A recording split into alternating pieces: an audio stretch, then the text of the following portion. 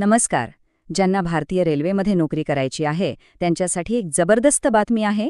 Railway भरती बोर्डाने 2026 साठी लेव्हल 1 पदांवर खूप मोठ्या भरतीची घोषणा केली आहे.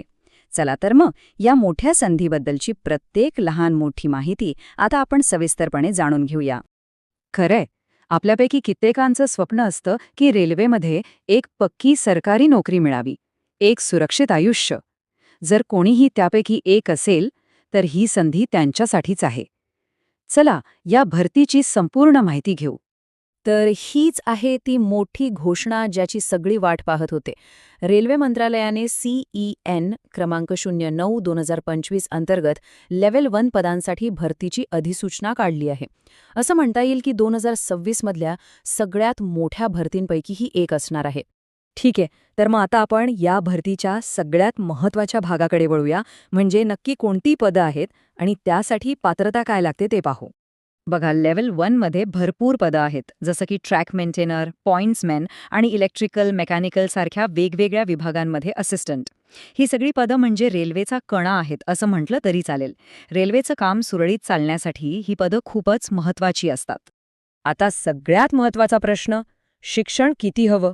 आणि इथेच एक चांगली गोष्ट आहे, यासाठी फक्त 10वी पास असलं तरी चालतं, किंवा जर 10वी सोबत ITI किंवा NCBTचं सर्टिफिकेट असेल तरीही अर्ज करता येतो. ही पात्रता खूप सोपी असल्यामुळे अनेक उमेदवारांना संधी मिळणार आहे.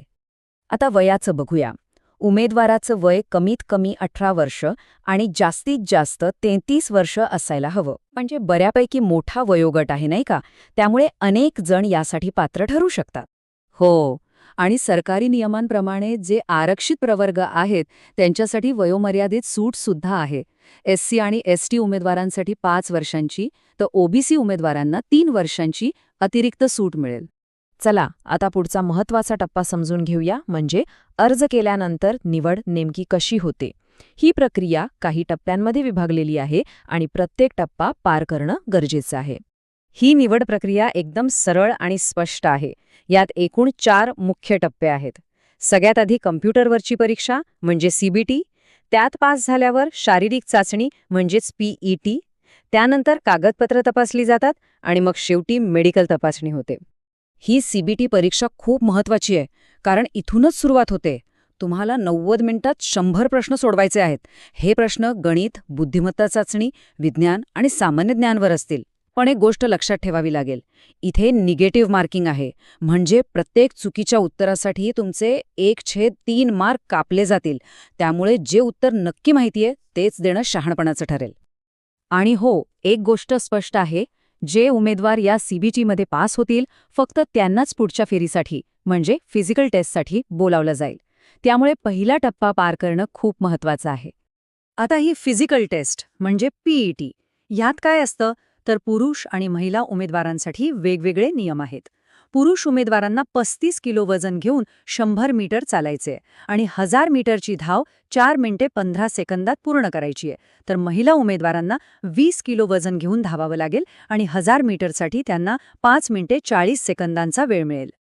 बरं, मग आता सगळ्यात शेवटचा पण तितकाच महत्त्वाचा मुद्दा, की या पदांसाठी अर्ज कसा करायचा.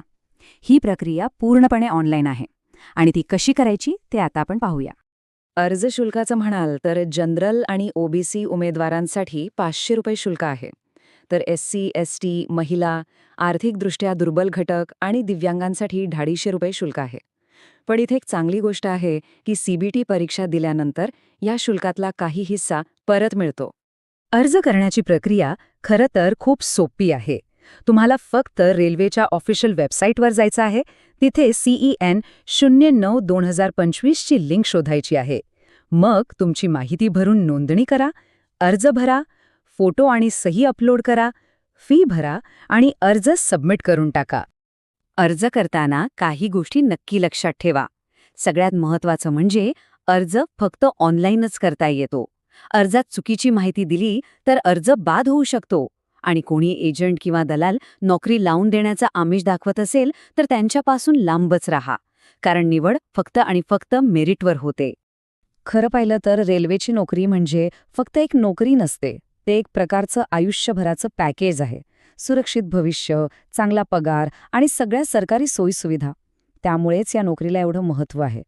त्यामुळे जर पात्रता असेल तर ही संधी अजिबात सोडू नका. तयारीला लागा, कारण अशी मोठी भरती पुन्हा कधी येईल काही सांगता येत नाही. ही एक सुवर्ण संधी आहे.